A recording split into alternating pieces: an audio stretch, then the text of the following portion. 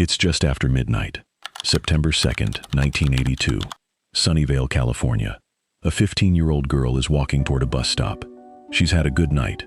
Video games at the 7-Eleven, Golfland under the California stars, the warm buzz of being young and alive and somewhere safe. Her boyfriend walks her as far as he can. They say goodnight somewhere near El Camino Real and South Wolf Road. She waves. He watches her go. He goes home. He sleeps. He has no idea that this is the last moment anyone who loves her will ever see her alive. Warning to our viewers: the following story is based on true events and contains contents that depict intense or disturbing events. We strongly advise viewers' discretion. The next morning, a delivery truck driver arrives for an early route. Routine, ordinary, another day, but something makes him stop. Behind a cinder block wall, roughly 100 yards from the bus stop where Karen was last seen, he finds her. Her body was barely covered, hidden from the street, her wrists bound with her own shirt, her jacket tied around her left ankle, and everywhere, blood. 59 stab wounds. 59. The medical examiner would later try to explain what that means in clinical language, but there are no words clean enough for what was done to this child. This was not a killing. This was a rage so violent, so relentless, that detectives who had seen everything would later say they had never, not once, seen anything like it. Karen Ann Stitt was 15 years old, and for 40 years, the person who did this walked free. But here is the thing about monsters who think they have escaped. Science doesn't forget, and neither do the right detectives. This is the story of Karen Stitt, of what was done to her, of who did it, and of the one man who refused, year after year, decade after decade, to let her case go cold forever. Stay with me, you need to hear all of it. Welcome to Cold Crime Chronicles, where we uncover cold cases. Let us know in the comments where you're watching from. Consider liking the video and subscribing to the channel if you follow cold cases like this. Let's go back. Before the cinder block wall, before the blood, before the 40 years of silence. Let's go back to who Karen Stitt actually was. Because in cases like this, the horror of the crime can swallow the humanity of the victim whole, and Karen deserves better than that. Karen Ann Stitt was born on July 25, 1967, in Pittsburgh, Pennsylvania. She was the kind of kid who moves around, roots herself in new places, carries her personality wherever she goes. By the early 1980s, her family had settled in Palo Alto, California, a city on the San Francisco Peninsula, a place of sun and tech money and tree-lined streets, and the kind of suburban comfort that makes you feel nothing bad could happen here. Karen was a student at Palo Alto High School. She had an older sister, Suzanne. She had friends. She had a boyfriend. She had the ordinary, precious, irreplaceable architecture of a teenage life. She liked being out. She liked the energy of being young in California in the early 80s. The arcades, the miniature golf courses, the kind of summer nights that stretch long and feel infinite. That night, September 2nd, 1982, she took a local bus from Palo Alto to Sunnyvale to spend the evening with her boyfriend. They played video games at a 7-Eleven. They went to Golfland, a local miniature golf course that teenagers loved. It was the kind of night you don't remember the details of because it was good, comfortable, normal. The kind of night where you're not thinking about what time it is because time feels abundant. Around 12:30 a.m. in the morning, her boyfriend walked her toward the bus stop, El Camino Real and South Wolf Road, a main intersection. Busy enough, even at that hour, that it should have felt safe. He walked her as far as he could, and then she was alone. That single moment, the moment he turned away, is the hinge on which this entire tragedy swings. Because somewhere in that stretch of dark California street, between the bus stop and the cinder block wall 100 yards away, something happened. Someone was watching. Someone was waiting. Or someone stumbled upon her with violence already burning in him, looking for an outlet. We don't know exactly when it began. We only know how it ended. The delivery driver who found her body the following morning called it in immediately. Police arrived at a scene that, by every account of those who worked it, was unlike anything they had encountered. Karen's bare body was concealed at the base of a cinder block wall belonging to a nearby business. Her shirt had been used to bind her wrists. Her own jacket was tied around her left ankle. Her personal belongings, makeup, items from her purse, were scattered around her body, and the wall itself was covered in blood. Not just near her body, up above her too. Blood on top of the wall. That detail matters. That detail tells you something about the nature of what happened here. The violence was so extreme, so sustained, that the blood had traveled upward. The medical examiner determined Karen had been sexually assaulted. She had been stabbed 59 times. Detective Hutchison, the man who would eventually crack this case, though he wasn't on it yet, would later say in an interview, "It's certainly the most graphic and violent scene that I've seen in my career as a police officer and firefighter." Think about that. A career. Thousands of crime scenes. And this one, this 15-year-old girl, and that cinder block wall, was the worst. The Sunnyvale Department of Public Safety launched an immediate investigation. Detectives interviewed everyone they could find. Friends, classmates, family, people who worked near the area, witnesses who might have been near that bus stop around midnight, and almost immediately, attention turned to the last known person who had been with Karen, her boyfriend. He was questioned. Of course he was. He was the last one to see her. He was the obvious person to look at. And for years, his name would linger in the shadow of this investigation. But here is what the detectives in 1982 couldn't know. Here is what they couldn't see. The person who killed Karen Stitt had left something behind. In his violence, in his rage, in the chaos of what he did, he bled. His DNA, blood and bodily fluid, was left at the scene. In 1982, that meant nothing. DNA forensics as a tool for criminal investigation was still years away from being used in American courtrooms. The evidence was collected. It was preserved. It sat in an evidence locker. And the person who murdered Karen Stitt walked out of Sunnyvale, California, without a single person knowing his name. He would keep walking for 40 years, and nobody, not yet, knew where he was going. In the days after Karen's body was found, Sunnyvale detectives worked the case hard. This was 1982. This was before the internet, before digital databases, before forensic genealogy, before the tools that we now take for granted as basic instruments of justice. What investigators had was shoe leather, witnesses, physical evidence, and the biological material collected from Karen's body, material that, at the time, they had no way to translate into a name. The case went through its first phase of intensity. Detectives followed leads. They interviewed suspects. They built theories. And the boyfriend, David, the last person to see her, remained a person of interest, not officially charged, not publicly accused, but watched, questioned again. His alibi was examined and re-examined. Put yourself in his position for a moment. You're a teenager. Your girlfriend has just been murdered in one of the most brutal ways imaginable. You're grieving. You're terrified. You're trying to make sense of something that makes no sense. And the police keep coming back to ask you where you were. That weight, the weight of being suspected of something you didn't do in the middle of the worst pain of your life, would follow David for 2 decades. Because it wasn't until the early 2000s that the DNA evidence collected from Karen's body was entered into CODIS, the FBI's national DNA database, and returned no match. No match meant the boyfriend was cleared. It also meant the real killer had no prior DNA profile in the system. He had never been caught. Never been arrested, never flagged. Let that sink in. For over 20 years, this man, whoever he was, had been living his life. Maybe he had a family, maybe he had a job, maybe he woke up every morning and made coffee and watched the news, and looked at himself in the mirror without flinching. Meanwhile, Karen Stitt's case file sat in a drawer. Her family grew older, carrying a grief that had no resolution. Her sister Suzanne, who would eventually scatter Karen's ashes over Mount Tamalpais in Mill Valley, a beautiful, bittersweet act of love, had to live with the knowledge that someone had destroyed her sister and simply never faced consequences. There's a particular kind of suffering that comes with unsolved cases. It's not just grief. It's grief with nowhere to go. Grief that has a question mark attached to it forever. Who? Why? Where are they now? Are they out there? Could they do it again? Karen's family lived inside those questions for 40 years. But here's what kept the case from dying entirely. The evidence. The biological material collected from Karen's body in 1982 had been preserved. Not every jurisdiction was that careful. Not every cold case from that era had intact evidence. But Sunnyvale had done it right. The samples were there, waiting for science to catch up with the monster who left them behind. If you have followed the story till this point, consider subscribing to the channel, drop a comment, and let's get back to the story. The 2000s brought advances in DNA technology. The database grew.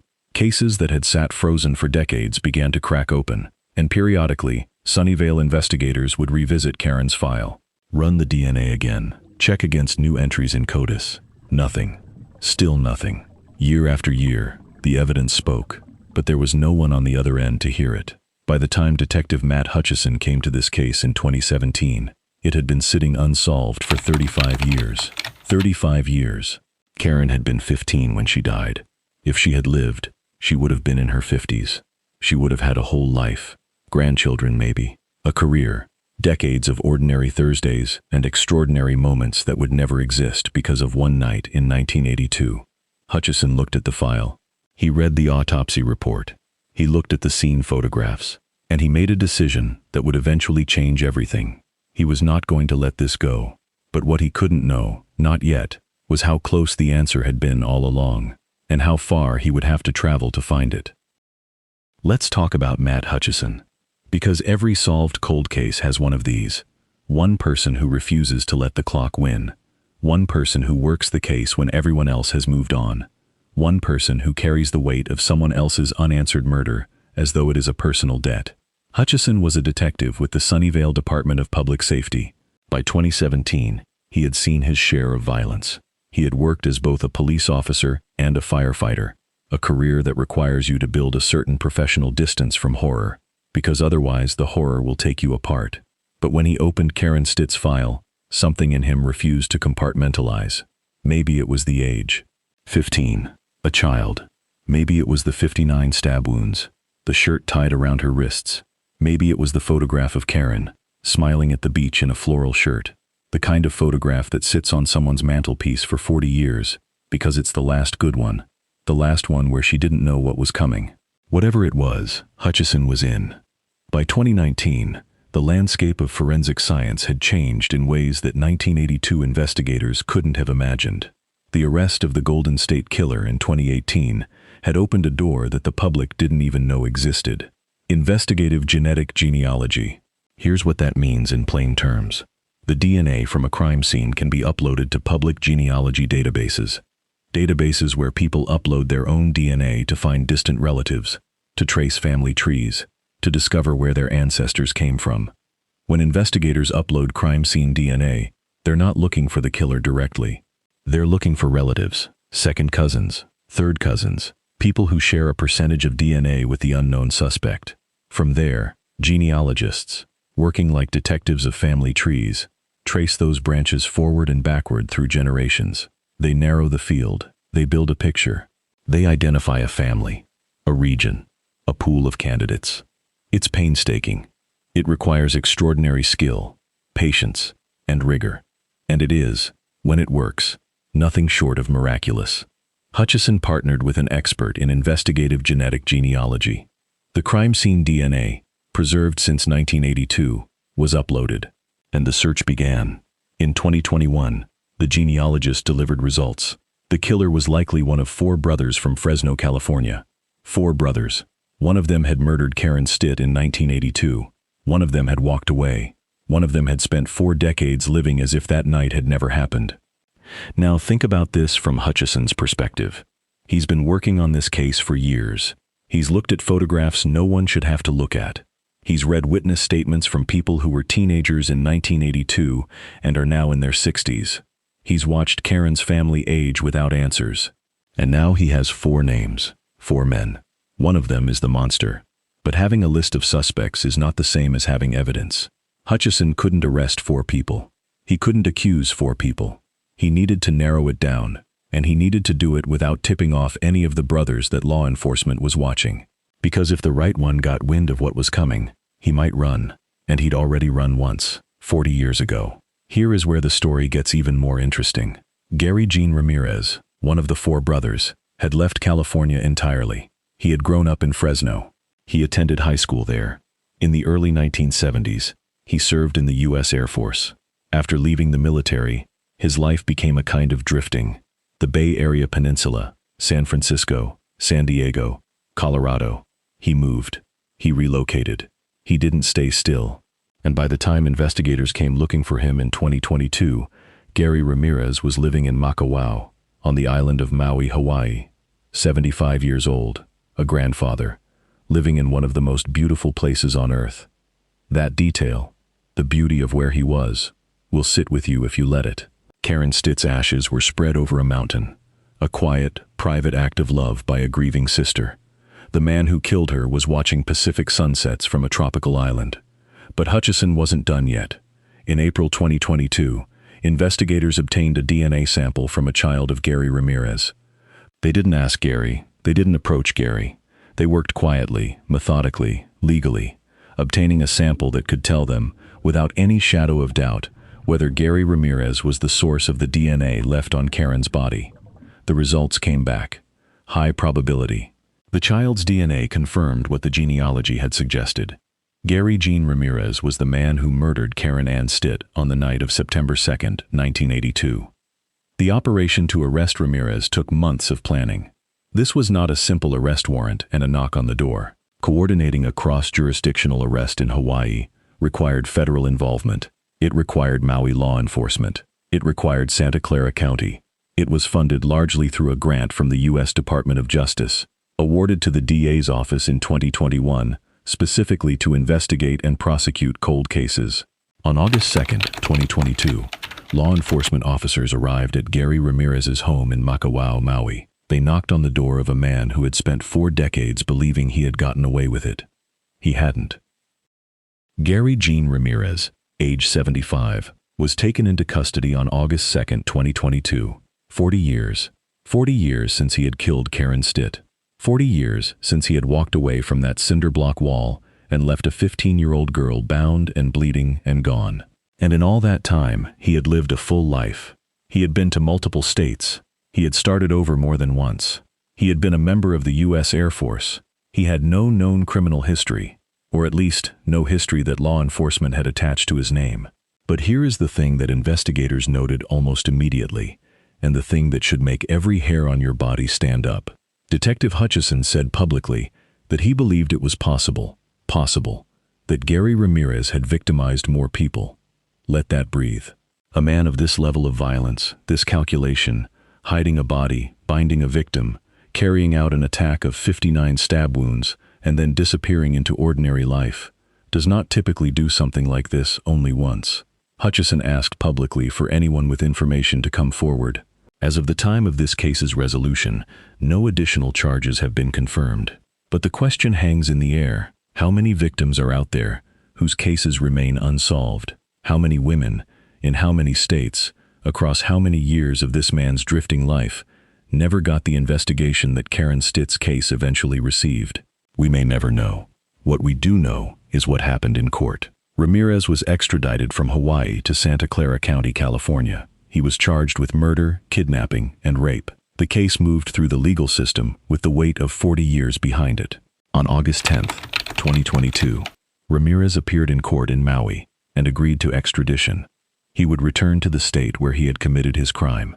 The families of Karen Stitt, her aunt Robin Morris, her former boyfriends, her friends from childhood, were notified. Decades of waiting had come to an end, but the legal process still had miles to go. In February 2025, nearly 3 years after the arrest, Gary Ramirez pleaded no contest to first-degree murder in the Santa Clara County Superior Court. He did not admit guilt in the courtroom. A no-contest plea means he accepted the punishment without formally declaring innocence. The rape and kidnapping enhancements were dropped as part of the plea agreement, a fact that drew its own painful reaction from those who had spent decades waiting for full accountability. On May 12, 2025, Gary Gene Ramirez was sentenced. The maximum sentence for the 78-year-old, 25 years to life in prison, with the possibility of parole. 25 years to life. He is 78 years old. He will almost certainly die in prison. And the family of Karen Stitt stood in that courtroom and delivered their words with the weight of 4 decades pressing down on every syllable. Karen's former boyfriend, David Woods, the man who had carried the shadow of suspicion for years before DNA cleared his name in the early 2000s, spoke at sentencing. Just because you've been caught finally, and you will start serving your sentence, your punishment for your crime, there will still never be closure. Read that again. There will still never be closure. This is a man who loved Karen, who walked her to that bus stop, who went home that night not knowing, who woke up the next morning to the worst news of his life, who then spent years with whispers attached to his name because he was the last one to see her. And even now, even with the arrest, the conviction, the sentence, he stands in front of a judge and says, "There is no closure, because Karen is still gone, because nothing that happens in that courtroom brings her back, because justice, as necessary and as hard-fought as it is not the same thing as restoration." The district attorney, Jeff Rosen, said in a statement, "Behind every old murder file in every major police department, there is a person, heartbreak, and a mystery. The mystery of Karen Stitt's death has been solved thanks to advances in forensic science and a detective that would never, ever give up." A detective that would never, ever give up. Matt Hutchison, who took this case in 2017, 35 years after Karen died, was the one who finally made it impossible for Gary Ramirez to keep walking free. That matters. That deserves to be said clearly, because cold cases don't solve themselves. DNA doesn't upload itself. Genealogy trees don't build themselves. Someone has to do the work. Someone has to carry the weight of a dead girl's file across years of nothing, run into walls, start over, run into walls again, and keep going. Hutchison kept going, and because he did, Gary Ramirez is in a prison cell, and Karen's family finally knows a name. Let's talk about how this case was actually cracked, because science deserves its own moment. Forensic genealogy has now been used to solve dozens of cold cases across the United States. The Golden State Killer's arrest in 2018 was the moment the public learned this technology existed. But behind the scenes, it had been in development for years, and since that high-profile case, it has become an increasingly essential tool for investigators. Here's how it works, step by step, in plain language. When a biological sample is collected from a crime scene, investigators extract a DNA profile. In traditional forensic work, that profile is uploaded to CODIS, the national database of convicted felons and arrested suspects. If there's a match, you have your person. If there's no match, you're stuck. Forensic genealogy breaks through that wall. The crime scene DNA is uploaded to public genealogy databases. GEDmatch is the one most commonly used by law enforcement, though the ethics and legality of this process has been vigorously debated. These databases contain DNA submitted voluntarily by ordinary people tracing their family histories. When the crime scene DNA finds partial matches, people who share significant stretches of DNA with the unknown suspect, investigators don't stop there. They bring in genealogists who work like detectives of heredity. These specialists map family trees. They trace branches. They look at census records, birth certificates, marriage records, death records. They identify which branch of a family tree the suspect DNA most closely aligns with. They narrow the pool. In Karen's case, the genealogist told investigators in 2021 that the killer was likely one of 4 brothers from Fresno. 4 brothers. That was a lead that no conventional forensic tool had been able to generate in 35 years of trying. From there, the detective's work became one of careful, patient surveillance. Investigators needed to identify which of the 4 brothers was the source of the DNA. They couldn't confront any of them. The risk of alerting the right man was too high. Instead, they worked around the edges. In April 2022, they obtained a DNA sample from a child of Gary Ramirez. A child's DNA carries half of each parent's genetic code. If the child's DNA showed a high probability match with the crime scene DNA, that was confirmation of paternity. Confirmation that Gary Ramirez's DNA was the DNA found on Karen's body. The results were unambiguous. High probability. Gary Jean Ramirez was the source. What this technology represents, beyond the specific case, is something profound and unsettling in equal measure. Profound, because it means the past is no longer safe for those who committed violence and walked away. The DNA you left at a crime scene in 1982 can be traced back to you in 2022. The decades don't erase it. The distance doesn't erase it. The new life you built somewhere else doesn't erase it. Unsettling, because it also raises genuine questions about privacy, about what it means that investigators can use your distant relative's voluntary DNA submission to identify you as a suspect in a crime you may or may not have committed. The courts are still working through those questions. But for Karen Stitt's family, the answer is simple. The science found him, and the science was right. There is one more thread to pull in this investigation, one that shows how far Hutchison's obsession with justice extended. Around the same time he was working the Karen Stitt case, Hutchison was also investigating a similar unsolved murder. Estella Mina, an 18-year-old high school student who worked part-time as a security guard, 1979 in Sunnyvale. Her body was found in the office building where she worked, left next to a vending machine. The cases were similar. Same area, same weapon type, same era. Using blood found on Mina's shoe, Hutchison eventually found a genetic match in 2023. Whether the cases are linked has not been publicly confirmed as of the time of this video, but the question lingers. In a career defined by the willingness to sit with unanswered questions long enough to find the answers, Hutchison was still working. Karen's sister Suzanne scattered Karen's ashes over Mount Tamalpais. I keep coming back to that detail. Mount Tamalpais is in Mill Valley, California, a mountain overlooking the bay, covered in redwoods, the kind of place that feels ancient and serious and peaceful in a way that most of the world doesn't. It's the kind of place you choose for someone you love when you want them to be somewhere worthy of them. Suzanne chose that for her sister. In the absence of justice, in all those decades before Gary Ramirez was arrested, that was the only thing she could give Karen. A place that was beautiful enough. The former boyfriend David Woods carried this case in a different way. He was the last person to see Karen alive. He walked her toward that bus stop. He said goodnight. He went home. And then for years, the shadow of suspicion followed him. Not because he had done anything wrong, not because the evidence pointed to him, but because he was there. And when there's a murdered girl and an unsolved case, the last person to see her alive becomes a person that people look at sideways. His name was formally cleared by DNA in the early 2000s. But you don't recover from that kind of suspicion quickly. You carry it. It becomes part of how you understand yourself. The person who was there, who didn't know, who said goodnight and didn't look back. Standing in that courtroom in 2025, he looked at Gary Ramirez and said, "There will still never be closure." Gary Gene Ramirez is now serving 25 years to life. He is 78 years old. He killed Karen Stitt when he was 35, an age at which a person is fully formed, fully responsible, fully aware of what they are doing. He was not a confused teenager.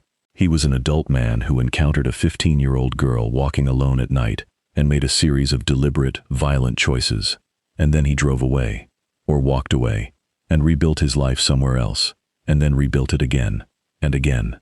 He lived in the Bay Area, San Francisco, San Diego, Colorado, Hawaii. A life of motion. The motion of a man who couldn't stay still, or a man who had learned that movement keeps you ahead of consequences. He was wrong. The district attorney who prosecuted this case spoke about what it means to never give up on a victim. Over 40 years ago, Karen Stitt lost her life, but she was not forgotten. Not forgotten. Those two words carry an enormous weight for families of cold case victims, because the fear that lives underneath every unsolved murder is exactly that the world will move on, that the case will close, that the file will sit in a drawer, and slowly, year by year, the urgency will bleed out of it, until it is just another number, another unsolved statistic. Karen was not forgotten. A detective who had never met her, who picked up her file 35 years after her death, decided that her name deserved an answer. And because of that decision, that one human decision to keep going, a man who spent 4 decades believing himself untouchable is now behind bars. There's a version of this story where Detective Hutchison's dedication is the triumphant ending, where we roll credits on a resolved case and feel satisfied. But the woman at the sentencing hearing, a representative of Karen's family, said something that I can't stop thinking about. There will never be true justice because Karen cannot and will not come back. And that is the part of these cases that we don't talk about enough. We talk about arrests, about DNA, about cold cases cracked by science. And all of those things matter. Every single one of them matters. But they don't bring back the person who was taken. Karen Stitt never got to finish high school. She never got to leave Palo Alto. She never got to figure out who she was going to be. She never got to fall in love the right way, or fail at something, or sit on a porch somewhere at 50 years old and watch the sun go down. She had 15 years. And on the night of September 2nd, 1982, a man 35 years old decided that those 15 years were all she was going to get. You drive past places like this every day.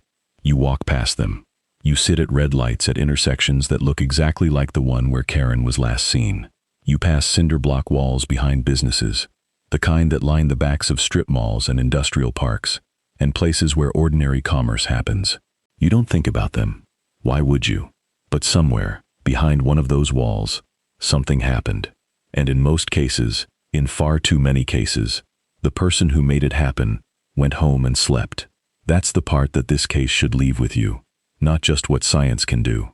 Not just what dedicated detectives can achieve, but the simple, devastating fact that Karen Stitt was 15 years old and walking to a bus stop after a good night. And that should have been the most ordinary, safe, unremarkable thing in the world. And it wasn't. Thank you for giving Karen's case a listening ear. Like and subscribe for more cold cases like this. And drop your thoughts in the comments section. Karen's ashes are on a mountain. Her sister put her there. In the absence of justice. For 35 years, then 40. That mountain was the only place that felt worthy.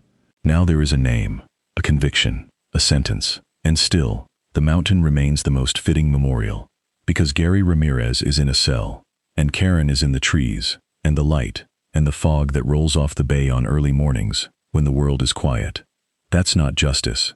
But it's something. And it had to be enough. If you're watching this, and you have information about any unsolved case, any detail, no matter how small, no matter how old, reach out to your local law enforcement, or submit a tip through the National Center for Missing and Exploited Children. Cold cases get solved because someone remembers something, because someone decides to speak. Karen's family waited 40 years. Don't make another family wait. Rest, Karen.